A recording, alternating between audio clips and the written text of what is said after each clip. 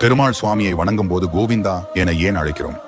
கோவிந்தா என்ற பெயர் உருவானதற்கு ஒரு புராண கதை உண்டு. ஒருமுறை சீனிவாச பெருமாள் அகத்திய முனிவரின் ஆசிரமத்திற்கு சென்று ஒரு பசுவை தானமாக கேட்டார். ஆனால் அகத்திய முனிவர் பிரம்மச்சாரிக்கு பசுவை தானம் செய்யக்கூடாது என்று கூறினார். அதன் பிறகு சீனிவாசர் பத்மாவதி தாயாரை திருமணம் செய்து கொண்டு பசுவை பெறுவதற்காக அவரது ஆசிரமத்திற்கு சென்றார். அப்போது அகத்திய முனிவர் ஆசிரமத்தில் இல்லை.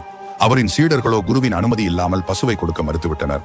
அதன் பிறகு சீனிவாசர் பத்மாவதி தாயாரை அழைத்துக் கொண்டு திருமலை நோக்கி புறப்பட்டார்.